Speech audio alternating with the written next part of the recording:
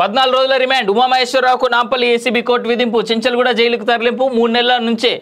నెలల ముందు నుంచి ఏసీబీ రెక్కి ఆయనపై ఇన్స్పెక్టర్ ఫిర్యాదు ఏసీపీతో ఓ డీసీపీ డీఎస్పీకి సైతం లావాదేవీలు నేడు సస్పెన్షన్ ఉత్తర్వులు వెలువడే ఛాన్స్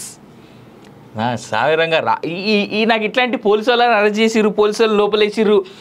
అనేటువంటివి చూసినప్పుడల్లా ఎందుకో తెలియని ఎక్సైట్మెంట్ అనిపిస్తూ ఉంటుంది బట్ అఫ్కోర్స్ అందరూ అట్లే చెడ్డోళ్ళు ఉంటారని నేను అన్నా కాకపోతే ఏంటంటే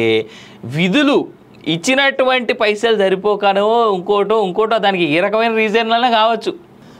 ఉమామహేశ్వరరావుకు విధించిన నాంపల్లి ఏసీబీ కోర్టు చెంచల్గూడ జైలుకు తరలింపు అంటే చూస్తూ ఉన్నాం ఆదాయానికి మించి ఆస్తుల కేసులో ఇప్పుడే చెప్పిన ప్రైవేట్ పరం చేయకముందే మనోళ్ళు ఆల్రెడీ ఇక్కడ మస్తు పైసలు వసూలు చేస్తారని చెప్పేసి చదువురి ఆదాయానికి మించి ఆస్తుల కేసులో సిసిఎస్ ఏసీపీ ఉమామహేశ్వరరావుకు నాంపల్లి ఏసీబీ కోర్టు 14 రోజులు రిమాండ్ విధించింది జూన్ 5వ తేదీ వరకు రిమాండ్ నేపథ్యంలో ఏసీబీ అధికారులు ఆయన చెంచల్గూడ జైలుకు తరలించారు అంతకుముందు ఉమామహేశ్వరరావు ఏసీబీ అధికారులు అశోక్ నగర్ ఇంటి నుంచి ఏసీబీ ప్రధాన కార్యాలయానికి తీసుకెళ్లారు అక్కడ కొన్ని గంటలు విచారించారు అనంతరం ఉస్మానియా ఆసుపత్రిలో వైద్య పరీక్షలు నిర్వహించి నాంపల్లి కోర్టులో హాజరుపరిచారు మంగళవారం ఆయన ఇంటితో పాటు 14 చోట్ల నిర్వహించిన సోదాల్లో 3.5 కోట్ల విలువైన చేసే ఆస్తి పత్రాలు దొరికాయి వీటి బహిరంగ మార్కెట్ విలువ దాదాపు 40 కోట్ల పైగానే ఉంటుందని అధికారులు అంచనాకు వచ్చారు 1995లో జీతం 2500 మైండ్ బ్లాక్ చేసే ఆస్తులు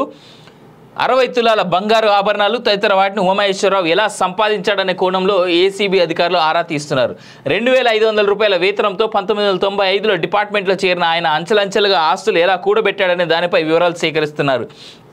అతను ప్రతి ఏడాది డిపార్ట్మెంట్కు ఇచ్చే ఏపీఆర్ యాన్యువల్ ప్రాపర్టీ రిటర్న్స్ నమోదు పత్రాలను పరిశీలిస్తున్నారు బయటపడ్డ ఈ ఆస్తులను ఏ సంవత్సరంలో కొనుగోలు చేశారనే దానిపై ఆరా తీస్తున్నారు డైలీలో కొన్ని పేర్లు లభించగా వారితో ఎలాంటి ఆర్థిక లావాదేవీలు జరిపాడనే కోణంలోనూ విచారిస్తున్నారు 38 లక్షలు ఎలా జమ చేశాడనే దానిపై వివరాలు సేకరిస్తున్నారు ల్యాప్టాప్ మొబైల్ ఫోన్లు స్వాధీనం చేసుకునేందుకు ప్రక్రియను ప్రారంభించారు షేర్స్ స్టాక్ మార్కెట్లో పెట్టుబడులపైన సమాచారం సేకరిస్తున్నారు ఉమామహేశ్వరరావు అత్తమామల పేర్ల మీద ఉన్న లాకర్లు తెరిచేందుకు నాంపల్లి కోర్టులో గురువారం కస్టడీ పిటిషన్ దాఖలు చేయనున్నారు 3 నెలల నుంచి ఏసీబీ రెక్కి ఉమామహేశ్వరరావు ఆస్తులపై ఏసీబీ అధికారులు 3 నెలల ముందు నుంచి వివరాలు సేకరించినట్టు తెలుస్తుంది విచారణలో వాటిని ముందు పెట్టి ఉమామహేశ్వరరావుపై ఏసీబీ అధికారులు ప్రశ్నల వర్షం కురిపించారు అయితే వాటికి తికమక సమాధానాలు చెప్పినట్టు సమాచారం ఎఫ్ఐఆర్ నెంబర్ 07/RCA/CIU ACB /2024 మీద section 13(1)B RW 13(2) PC act కింద 1988 కింద అభియోగాలు నమోదు చేశారు అశోక్ నగర్లోని 205, 504 ఫ్లాట్స్లో సోదాలు నిర్వహించారు బర్కత్పూర్లో ఓ డీఎస్పీ నివాసంలో తనిఖీలు చేశారు కాప్రాలోని సెకండ్ కార్ సేల్స్ స్నేహితుడు నివాసంలో సోదాలు చేశారు సికింద్రాబాద్లోని బంధువు నివాసం ఏపీలోని అనకాపల్లిలో బంధువు ఇంట్లో వైజాగ్లో సన్నిహిత కుటుంబ సభ్యుల ఇంట్లో ఏసీబీ సోదాలు జరిగాయి మొత్తం ఆస్తులు 3.5 కోట్లు ఉన్నట్లు నిర్ధారించారు నగదు 38 లక్షలు బంగారం 60 తులాలు స్వాధీనం చేసుకున్నారు షామీర్పేటలో 80 లక్షల విలువైన ఎకరం భూమి 333 గజాల విల్లా జవహర్ నగర్లో 3 గుంటలు ఘట్కేసర్ ఘన్పూర్లో 4 ప్లాట్లు షామీర్పేటలో స్నేహితుడి పేరు మీద మరో 14 గుంటల భూమి అశోక్ నగర్లో డిపార్ట్మెంట్లో 3 ప్లాట్లు కూకట్పల్లిలో 200 గజాల ఫ్లాట్ వైజాగ్లో 25 సెంట్ల భూమి ఆంధ్రప్రదేశ్ చౌడవరంలో 5.92 సెంట్ల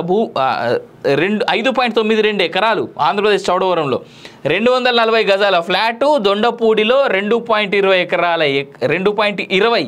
ఎకరాలు ఉన్నట్లు గుర్తించారు జీవితం ఈయనే ఇంత సంపాదిస్తే ఈయన పైన ఉన్నటువంటి అధికారులు ఇంకెంత సంపాదించాలి ఈయన పేరు చెప్పుకొని సంపాదించినటువంటి ఈయన కింది అధికారులు లేదా ఈయన కింది స్థాయి ఆఫీసర్లు ఎంత సంపాదించి ఉండాలి ఇగో ఇందుకే అన్నది నేను యాక్చువల్గానే మన దేశంలో చాలా లంచాలకి చాలా పెట్టింది పేరు కాస్త అక్కడక్కడ మారుతున్నటువంటి ఆఫీసర్లను కూడా మనం చూస్తున్నాం జెన్యూన్గా బతుకుతున్న వాళ్ళు కొంతమంది ఉన్నారు లేరు అనేటువంటి మాట నేను అన్నా బట్ ఇసుంటి వాళ్ళని చూసినప్పుడు మొత్తం డిపార్ట్మెంటే వెళ్ళేయాలనిపిస్తుంది తెలుసా ఏదేమైనా చెంచల్గూడ జైలే కాదు ఈయన వసూలు చేసినటువంటి పైసలు ఈయన తీసుకున్నటువంటి లంచాలని రూపాయి అనా పైసల వడ్డీతో సహా కక్కించి ఎవరెవరి దగ్గర అయితే మోసాలు చేసిర్రో ఈయనే కావచ్చు ఈయన వెనకాల నుంచి కావచ్చు ఆ లిస్ట్ అంతా బయటికి ఎట్లాగ వస్తున్నది కాబట్టి రానున్నటువంటి రోజుల్లో అందరి నయా పైసలతో సహా కక్కించి వీళ్ళు ఎవరెవరినైతే మోసం చేసి లాక్కున్నారో వాళ్ళందరికీ కట్టియాల్సినటువంటి బాధ్యత ఆ పోలీసు వాళ్ళ మీదనే ఎందుకంటే పోలీసు వాళ్ళే మంచోళ్ళు కాబట్టి ఆ పోలీసు వాళ్ళ మీదనే ఉన్నదని చెప్పేసి నేనైతే భావిస్తూ ఉన్నా